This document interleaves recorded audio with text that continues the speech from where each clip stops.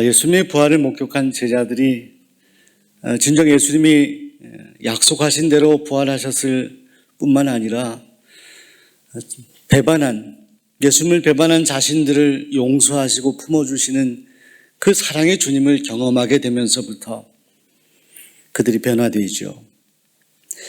예수님께서는 충분히 시간을 가지고 부활하신 그 몸을 보이셨을 뿐만이 아니라 이제 40일이 지난 다음에 예수님께서는 그 사랑하는 제자들을 두고 떠나시게 되었습니다. 성경에는 예수님이 승천하시는 일에 대해서 기록하고 있는데 특별히 사복음서의 기록이 조금씩 다릅니다. 마태복음에 보시게 되면 마태복음 28장에 예수님께서 승천하신 곳은 갈릴리의 근처에 어느 한 산이라고 그렇게 기록되어 있습니다. 지금도 이 산을 행복선언산이라고 하는데요. 예수님이 팔복을 말씀하셨던 그런 산이기도 하는 저 장소에는 지금도 예수님이 승천하실 때 명령하신 그 말씀이 새겨진 바위가 있고 기념하는 장소로 많은 사람들이 방문하는 곳이라고 합니다. 그런데 대부분의 학자들과 사람들은 예수님께서는 갈릴리가 아니라 감람산에서 승천하셨다라고 그렇게 이해를 합니다.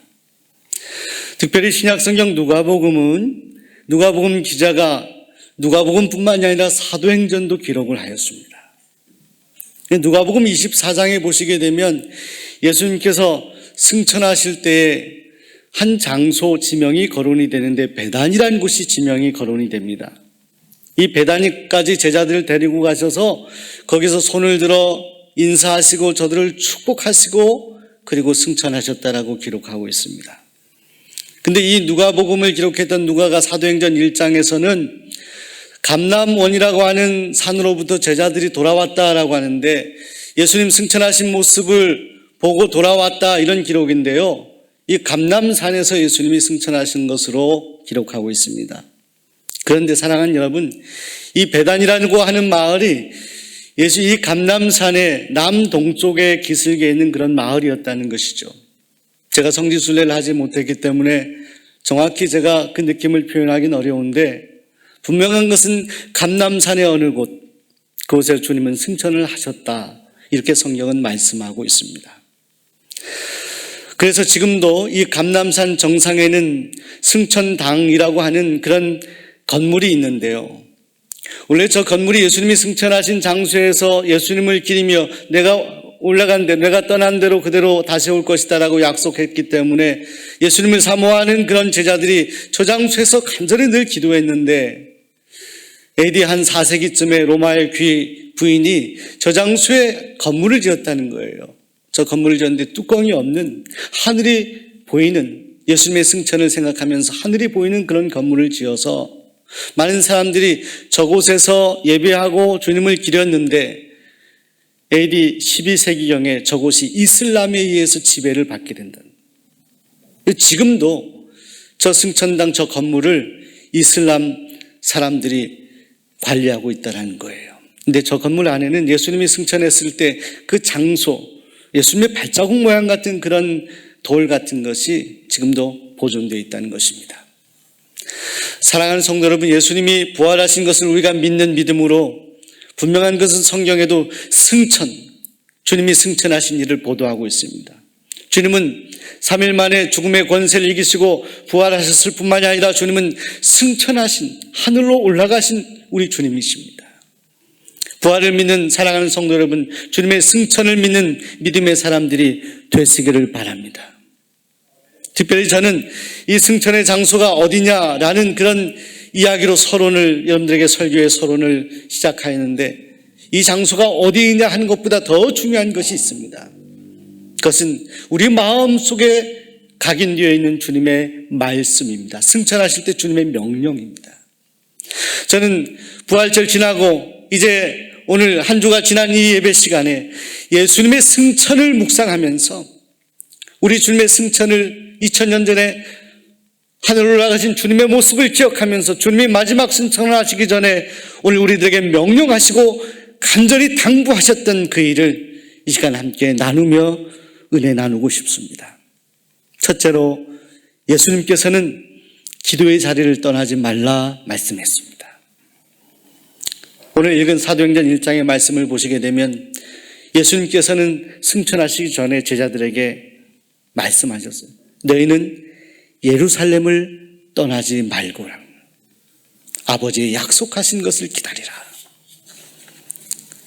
여러분, 예루살렘이라는 장소는 어떤 장소입니까?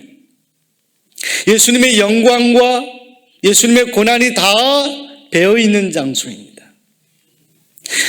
예수님께서는 예루살렘에서 입성하시며 환영을 받기도 하셨고 많은 군종들에게 인정을 받기도 하고 찬사를 받기도 하였지만, 그러나 그 장소에서 주님은 십자가 지시고 골고다 언덕 오르시고 이를 위해 겟세마네 동산에서 눈물로 기도하시고 십자가 위에서 7마디의 말씀을 하시고 떠나가신 그 고난의 자리가 예루살렘입니다. 근데 예수님께서는 고난을 당하셨을 뿐만 아니라 이 고통을 당하는 가운데 주님께서는 한 번도 한숨을 지시거나 낙심하지 아니하시고 고개를 떨구지 아니하시고 주님은 하나님의 뜻을 물으셨고 하나님께 기도하셨습니다. 너희가 예루살렘을 떠나지 말라고 하는 그런 당부는 저에게는 너희는 기도의 자리를 떠나지 말라고 들려집니다. 주님이 최선을 다해서 목숨을 걸고 주님의 뜻을 이루기 위해서 십자가의 길을 가시면서 기도하셨던 그 장소, 그 예루살렘을 떠나지 말라. 오늘 우리들에게 예루살렘은 어디입니까? 120년이 넘은 이 역사, 이 한복판에 서 있는 우리 수원 종로교회 예배당일 수 있어요. 저는 참 감사한 것은 우리 수원 종로교회는 주일 성도님들이 예배하는 그런 숫자에 비해서 새벽 기도나 수요 예배나 금요 저녁에 기도하는 성도님들이 많이 오는 교회입니다. 새벽에 그 아침을 깨워서 기도하는 교회이죠. 지금 코로나19 때문에 많은 성도들이 이 기도의 자리를 떠나고 있지는 않습니까? 아니면 오히려 더 이것 때문에 기도하고 있습니까? 오늘 우리들에게 스스로 물어보아야 될 질문인 것입니다. 주님은 제자들에게 분명히 말씀하신 거예요. 예루살렘을 떠나지 말라. 너의 기도하는 자리를 떠나지 말라. 성전이든 또 우리가 있는 어느 처소이든 간에 하나님 앞에 두 손 들고 기도하는 그 자리를 떠나지 말 것을 간곡하게 명령하셨습니다. 사랑하는 여러분, 지금 어려운 시대에 우리는 인내할 수 있습니다. 답답하고 마스크 쓰고 다니고 또 사람들과 소통하기도 어려운 그런 시대에 살아가고 있습니다. 또 여러 가지 경제적인 부분들이 무너져서 힘들어하는 분들도 많이 있습니다. 그러나 바로 그 자리에서, 힘들고 고난당하고 고통당한 그 자리에서 우리가 고개를 떨이고 한숨 쉬는 것이 아니라 바로 그 자리에서 하나님 앞에 두 손 들고 기도할 수 있다면 그곳은 바로 예루살렘이 될 수 있는 거예요. 우리는 예루살렘 주님이 진지하게 기도하셨던 그 기도의 자리를 결코 떠나서는 안 됩니다. 둘째로 주님은 당부하셨습니다. 너희는 성령을 충만히 받으라 말씀했습니다. 주님이 승천하실 때의 제자들이 주님께 질문했어요. 주님은 이제 더 이상 육신으로 볼 수 없기 때문에 얼마나 아쉬웠겠습니까? 주님께 이런 질문을 합니다. 주께서 이 이스라엘 나라 회복하는 때가 언제입니까? 우리 이렇게 두고 가시는데 이 이스라엘은 언제 회복이 됩니까? 우리의 살림살이가 언제 회복이 됩니까? 이 이스라엘이 로마로부터 이 정치적인 자유함을 언제 얻는 것입니까? 이런 류의 질문일 수 있을 겁니다. 그런데 주님께서는 뭐라고 답변하셨습니까? 때와 기한은 아버지께 있다라고 했습니다. 그리고 오직 성령이 너에게 임하시면, 오직 주님의 관심은 성령이었습니다. 주님이 두고 가는 제자들 향한 관심은 저들이 성령 받아야 되는데, 저들이 성령의 이 말씀을 경험해야 되는데 이것이었어요. 그래서 오직이라는 단어가 들어요. 오직 성령이 너에게 임하시면, 너희가 앞으로 나 대신 내가 떠나게 되면 너희는 이제 나 대신 너희 사역을 시작하여야 될 테인데 조건이 있다는 거예요. 오직 성령이 너에게 임하시면, 달리 말하면 성령 받지 아니하고 너희가 아무것도 할 수 없다라고 말씀하신 거예요. 사랑하는 여러분, 성도는 무엇입니까? 무엇이 거룩한 것입니까? 무엇이 성도를 거룩하게 하는 것이죠? 무엇이 하나님의 뜻대로 살아가도록 우리를 인도하는 것입니까? 성령께서 하시는 것입니다. 우리는 우리의 감정이나 우리의 생각대로가 아니라 성령께서 우리에게 말씀하시는 바대로의 삶을 살아가야 하는 것입니다. 주님은 그렇게 당부하시는 거예요. 여러분, 미국에 큰 부흥을 일으켰던 그런 찰스 빈이라는 사람이 있습니다. 근데 그가 처음부터 예수를 잘 믿었던 사람이 아니었습니다. 그는 법률가였습니다. 근데 어느 하나님께서 저에게 은혜를 주셔서 성령이 저에게 임하시는데 얼마나 그 성령의 충만함이 저에게 뜨거웠는지 이렇게 주님께 기도하게 됩니다. 주여, 더 이상 참을 수가 없습니다. 그만 주시옵소서. 그만 주시옵소서. 저는 이 설교를 준비하면서 그 찰스 핀의 기도를 제 마음에 새겨봅니다. 저도 그렇게 기도할 수 있었으면 좋겠어요. 성령의 뜨거운 체험을 하면서 주님 그만 주시옵소서. 이대로 충분합니다.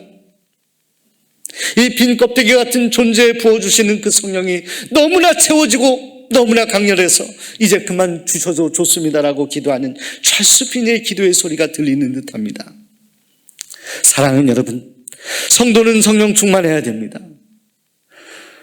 주님께서 승천하시면서 육신으로 더 이상 볼 수 없었던 그런 주님의 승천을 앞두고 주님이 이제 떠나더라도 주님 대신 그 사역을 감당할 분이 오신다라고 주님은 말씀하셨어요. 약속하신 것이 무엇입니까? 하나님이 우리에게 위대한 선물, 우리에게 남겨주시는 가장 위대한 선물이 무엇입니까? 그 세상에 그 다른 것이 아닙니다. 성령 충만함, 성령의 임재하심입니다. 그래서 누가복음 11장에 보시면 예수님께서도 비유로 말씀하셨어요. 하물며 악한 자라도 자식에게 좋은 것을 주는데 하물며 하나님께서 구하는 자에게, 간구하는 자에게 성령을 주시지 않겠느냐 말씀입니다. 주님은 분명히 말씀하신 거예요. 우리가 간구하고 구할 때 우리에게 주실 수 있는 주님의 가장 위대한 선물은 무엇이냐? 그것은 다른 것이 아니라는 거예요. 그것은 성령이라는 것입니다. 사랑하는 여러분, 주님이 승천 때 제자들에게 간곡하게 부탁하셨던 성령을 여러분 갈구하시기 바랍니다. 기도하시기 바랍니다. 하나님, 저에게도 성령이 임하길 원합니다. 뜨거운 성령이 제 안에, 제 심령 가운데 임하길 원합니다. 기도할 수 있다면 여러분은 주님의 승천의 명령을 받들어 순종하는 하나님의 사람이 되는 것입니다. 사랑하는 여러분, 성령은 누구나 받을 수가 있습니다. 찰스 핀의 책에서 성령을 받는 여러 가지 방법을 설명하는데, 여러분, 성령을 하나님의 자녀가 받을 수 있는 것은 당연하다. 왜냐하면 이것은 하나님의 자녀를 향한 하나님의 약속이기 때문에 그렇다는 것입니다. 약속이기 때문에. 갈구하는 자에게 부어주시는 그런 은혜, 그 은혜가 오늘 우리에게 있다는 것입니다. 하나님의 사랑하는 아들, 딸들에게 주시는 하나님의 가장 귀한 선물, 이 선물을 우리는 갈구하고 받아 누려야 할 것입니다. 성령은 바퀴와도 같습니다. 여러분, 오순절에 제자들이 주님의 약속의 말씀을 믿고 기도하다가 저들이 성령을 받게 되죠. 그런데 저들은 바람 같은 성령, 불 같은 성령을 경험하게 되는데, 근데 저는 성령을 이렇게 묵상하면서 성령은 마치 바퀴와 같다라는 생각이 들었습니다. 어느 날 큰 트럭이 지나가는 걸 보는데 거기에 어마어마한 짐을 싣고 가는데요, 저 조그만 바퀴들이 저 짐을 지탱하고 있더라고요. 지탱할 뿐만이 아니라 앞으로 미끄러져 가는 저 바퀴의 힘을 보았습니다. 사랑하는 여러분, 오늘 이 시대 가운데도 우리가 무거운 짐을 지고 가는 존재들 같습니다. 때는 우리의 인생의 문제들을 우리 스스로 감당할 길이 없어서 그것 때문에 마음 아파하고 힘들어하고 주님 앞에 기도하는 성도님들이 계십니다. 저도 성도님들의 여러 기도 제목들을 들으면서 때로는 제 마음이 아플 때가 있습니다. 만약 나의 경우라면, 내가 저런 경험을 했을 때 나는 어떠했을까? 어려운 일을 당했을 때 또 어려운 일이 겹치는 설상가상의 일을 경험하는 성도들을 보기도 합니다. 그때 기도합니다. 저 인생의 무거운 짐을 사랑하는 성도님들이 감당할 길이 없는데 하나님 성령의 은혜를 저에게 부어주옵소서, 성도님들에게 부어주옵소서 기도하는 거예요. 그것을, 그 무거운 짐을 감당할 수 있는 유일한 방법은 성령을 받는 것밖에 없다. 위하여 중보기도 하는 것입니다. 사랑하는 성도 여러분, 오직 성령의 충만함을 받으라. 2000년 전에 승천하실 때 주님이 명령하셨던 그 음성이 오늘 여러분들에게도 들려지길 소원합니다. 성령 충만하시기를 소원합니다. 셋째로 복음의 증인이 되라 말씀했습니다. 복음의 증인이 되라. 오직 성령이 너에게 임하시면 너희가 권능을 받고 예루살렘과 온 유대와 사마리아와 땅끝까지 이르러 내 증인이 되라 말씀했습니다. 여러분 보세요. 너희는 예루살렘을 떠나지 말라라고 했었어요. 떠나지 말라고 한 이유가 있습니다. 왜 그렇습니까? 너희는 이것 경험할 때까지는 가지 마라. 약속하신 것 받을 때까지는 절대로 움직이지 마라 했습니다. 그런데 저들에게 오순절에 성령이 뜨겁게 임하십니다. 주님은 그것을 미리 생각하시고 예언하신 것처럼 말씀하신 거예요. 성령이 너에게 임할 거인데 성령이 임했을 때 너희는 이제 예루살렘을 떠나라는 말씀입니다. 떠나라. 오직 성령이 너에게 임하시면 너희가 권능을 받고 예루살렘과 온 유대, 예루살렘에 머무르라가 아니라 이제 성령 받은 너희는 예루살렘이 아니라 유대와 사마리아와 땅끝까지 이르러 내 증인이 되라 말씀합니다. 오늘날 흩어지는 교회에 대한 이야기들 많이 합니다. 코로나 때문에 모여서 예배드리기 어렵기 때문에 흩어지는 교회가 중요하다. 사도 바울도 우리 몸이 성전이라고 하지 않았습니까? 중요합니다. 우리가 있는 처소에서 우리는 예배하고 찬양해야 합니다. 곳곳에 가서 우리가 있는 자리에서 주님을 증거해야 됩니다. 여러분, 성령 받고 우리가 뜨거워진 마음을 가지고 교회 안에만 머물러 있다면 이것은 하나님께서, 주님께서 승천하실 때의 명령을 우린 절반만 순종하는 것이 되는 것입니다. 예루살렘에 기도하라 했지만 너희가 성령을 받은 이후에 그 다음에 너희의 눈의 지경을 점점 넓혀라. 유대를 바라보라, 사마리아를 바라보라, 그리고 땅끝을 바라보라 말씀합니다. 그리고 사랑하는 여러분, 사도행전은 오픈 엔딩이라서 마지막 로마까지 가서 복음을 전하는 사도 바울을 증거하고 있습니다. 주님의 명령은 다 이루어졌어요. 땅끝에 대한 비전. 우리가 새로운 건물을 이제 비전관을 짓게 됩니다. 이건 저의 계획이 아니고 오늘 건축위원들의 계획이 아닙니다. 우리가 주님 앞에 기도할 때마다 우리 마음에 하나님이 주시는 감동이에요. 하나님이 인도하십니다. 이 건물을 지으며 우리가 갖는 비전이 무엇입니까? 좀 더 편안하게 지내자, 좀 더 우리끼리 하나가 되자, 교제를 풍성히 하자, 필요합니다. 그런데 이것만이 우리의 비전일 수 없어요. 이 건물을 통하여 우리는 땅끝을 바라보는 꿈을 꾸어야 되는 거예요. 아직도 주님의 사랑을 모르는 이들, 주님의 부활의 소식, 승천의 소식을 모르는 이들, 다시 오실 주님을 기대하지 못하며 이 땅에서 그저 먹고 마시고 살아가는 것으로 만족하는 인생들을 향하여 땅끝 비전을 갖도록 이 건물이 그 고귀한 역할을 감당해야 하는 것입니다. 사랑하는 성도 여러분, 여러분 비전을 가지시기 바랍니다. 꿈을 가지시기 바랍니다. 소년이여 꿈을 가지라. Boys be ambitious가 아니라 성도의 꿈을 가지라. 그 꿈은 무엇입니까? 너희는 복음의 증인이 되라는 거예요. 오늘 우리에게 두 가지를 물어야 될 것입니다. 하나는 주님이 승천하실 때의 명령이죠. 오늘 우리 안에 성령이 있습니까? 오늘 제 안에 하나님의 영이 있습니까?를 물어야 합니다. 오늘 저는 설교를 준비하면서 저 자신에게 물었습니다. 하나님, 저에게 성령이 충만히 있습니까? 찰스 피니가 고백하였던 것처럼 이것으로 충분합니다라는 고백을 제가 주님께 그런 기도를 드릴 수 없을까요? 하며 하나님 앞에 기도하였습니다. 그런데 그것으로 충분하지 않습니다. 우린 또 한 가지 주님의 명령, 그 명령을 우리 가슴 속에서 물어야 합니다. 주님, 제가 증인이 되고 있습니까?